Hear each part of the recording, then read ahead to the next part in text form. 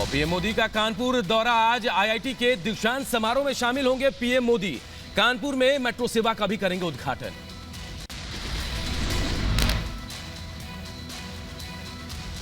कानपुर दौरे को लेकर पीएम मोदी ने क्या ट्वीट लिखा, कानपुर में मेट्रो और बीनापन की मल्टी प्रोडक्ट पाइपलाइन का करेंगे उद्घाटन। विकास कार्यों से ईज ऑफ लिविंग को बढ़ावा मिलेगा। चकेरी एयरपोर्ट पर सीएम योगी करेंगे पीएम मोदी का स्वागत। पीएम के कार्यक्रम में साथ रहेंगे सीएम योगी। आज यूपी के दौरे पर रहेंगे गृह मंत्री अमित शाह। 3 जिलों हरदोई, सुल्तानपुर और भदोही में जनसभा को करेंगे संबोधित। पार्टी कार्यकर्ताओं के साथ करेंगे बैठक। यूपी चुनाव की रणनीति पर होगा मंथन। हरदोई के जीआईसी मैदान में एक जनसभा को संबोधित करेंगे गृह मंत्री अमित शाह। दोपहर 12 बजे हरदोई में होगा अमित शाह का कार्यक्रम।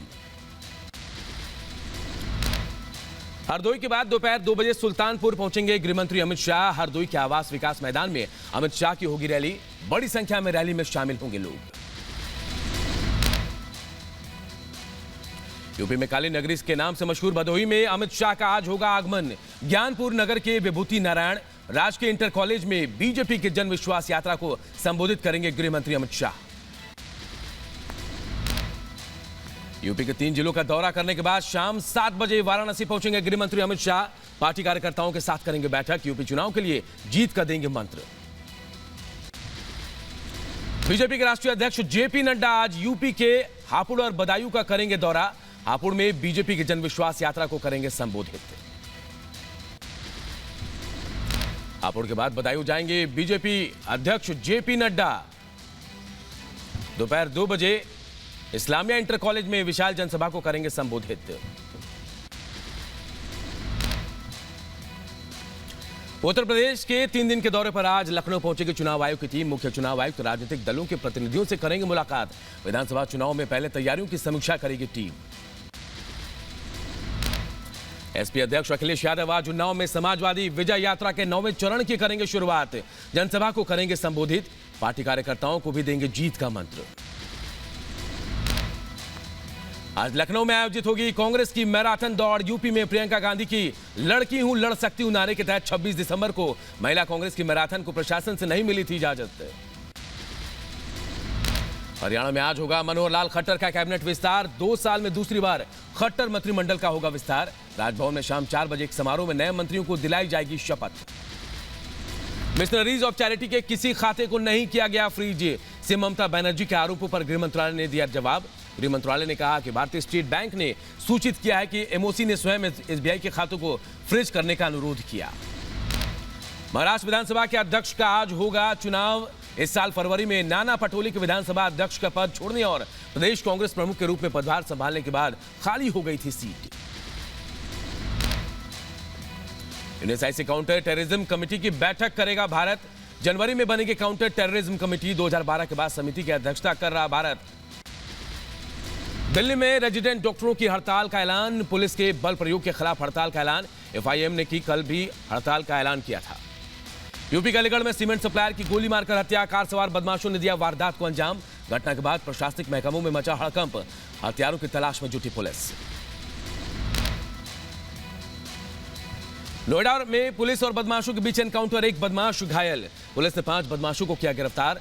संदिग्ध गाड़ी के साथ आरोपी गिरफ्तार। लूट के कई मामलों में थी आरोपी की तलाश।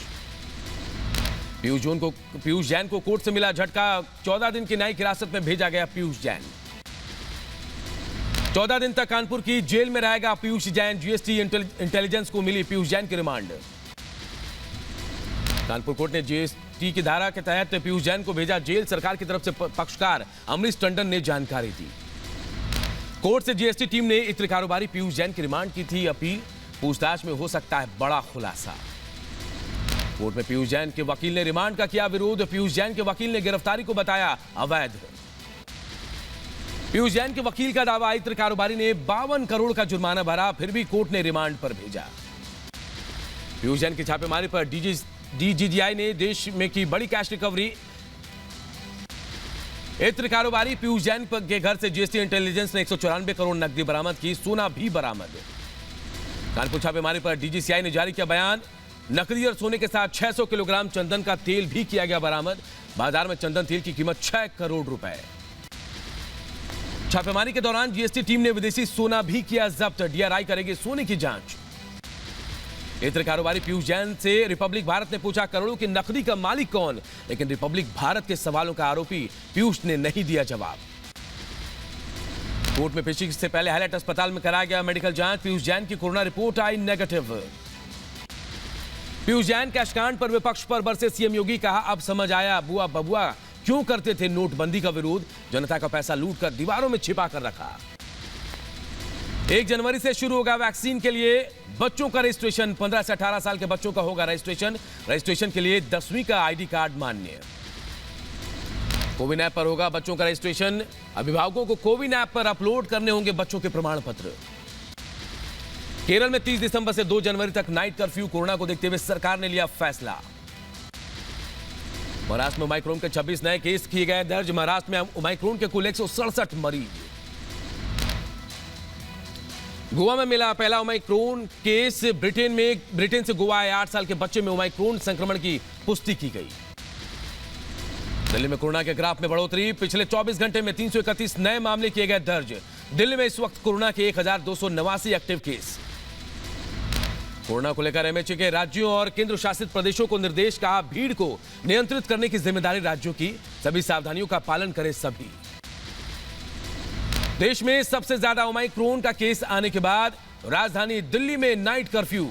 दिल्ली के अलावा उत्तर प्रदेश, मध्य प्रदेश, गुजरात, कर्नाटक, महाराष्ट्र और हरियाणा में पहले से ही लागू है नाइट कर्फ्यू। दिल्ली मुंबई के बाद अब उत्तराखंड में भी नाइट कर्फ्यू का हुआ ऐलान। मुख्यमंत्री पुष्कर सिंह धामी बोले कोरोना के बढ़ते मामलों की वजह से लगाया गया नाइट कर्फ्यू। रात 11 बजे से सुबह 5 बजे तक लागू रहेगा नाइट कर्फ्यू। जम्मू कश्मीर के अनंतनाग में आतंकियों ने सुरक्षा बलों को फिर बनाया निशाना। सीआरपीएफ बंकर पर फेंका ग्रेनेड। अनंतनाग के अरवानी बिजबेहरा में पूरे इलाके में सुरक्षा बलों की घेराबंदी। हमले के बाद फरार हुए आतंकी। ग्रेनेड हमले में किसी के हताहत होने की खबर नहीं। अनंतनाग के अरवानी बिजबेहरा इलाके में आतंकियों ने फेंका था ग्रेनेड। उत्तर प्रदेश के प्रतापगढ़ को सीएम योगी आदित्यनाथ ने 554 करोड़ की सौगात दी। मुख्यमंत्री योगी ने कई परियोजनाओं का लोकार्पण और शिलान्यास किया। सीतापुर में अखिलेश यादव पर योगी आदित्यनाथ का जुबानी हमला। कहा यूपी के नौजवानों को स्मार्टफोन और टैबलेट मिल रहे हैं, इस बात से बबुआ को चिढ़।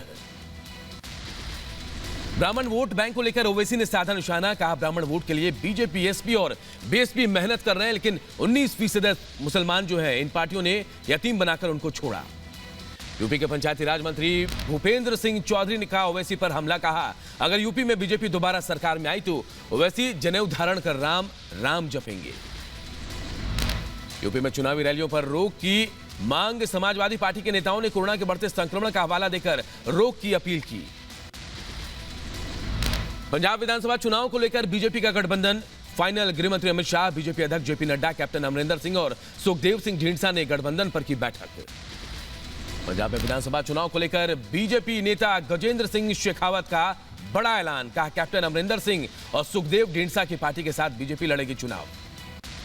पंजाब में मुख्यमंत्री चेहरे को लेकर गजेंद्र शेखावत ने साफ तौर पर कहा चुनाव परिणाम आने के बाद संसदीय बोर्ड और विधायक दल की बैठक में होगा सीएम का फैसला। चंडीगढ़ निकाय चुनाव में आपकी दमदार एंट्री। नतीजों में सबसे आगे बीजेपी के मेयर को भी हराया। नगर निकाय की 35 सीटों में से 14 सीटें आम आदमी पार्टी ने जीती। बीजेपी 12, 8 सीटें कांग्रेस और अकाली दल को 1 सीट हासिल।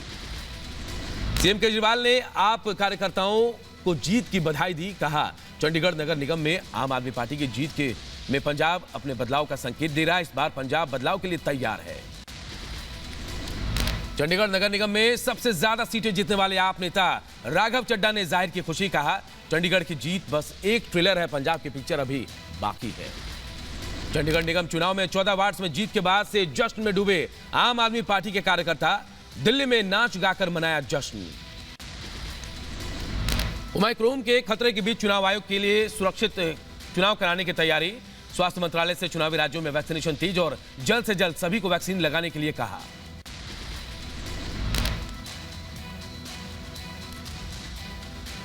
विधानसभा चुनाव के लिए मौजूदा हालात को लेकर कोरोना के हालात पर चर्चा। चुनाव आयोग का प्रचार मतदान और मतगणना में कोविड-19 प्रोटोकॉल को सुधार को लेकर सुझाव पर चर्चा।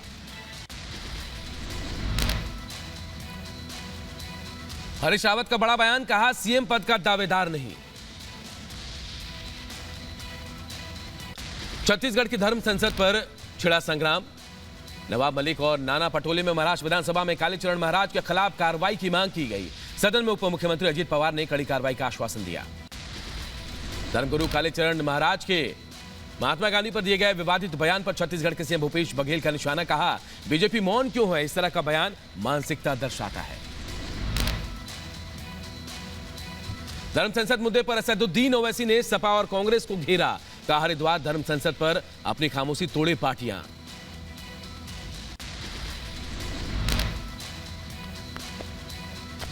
कांग्रेस नेता दिग्विजय सिंह के बयान पर नरोत्तम मिश्रा का प्रियंका गांधी को घेरा, कहा दिग्विजय हमेशा महिलाओं का अपमान करते हैं, प्रियंका अपना स्टैंड स्पष्ट करे। अपने विवादित बयानों के सवालों का जवाब देने से बचते दिखे दिग्विजय सिंह। रिपब्लिक नेटवर्क पर पूछे सवालों को बयान बेकार की बातें कही।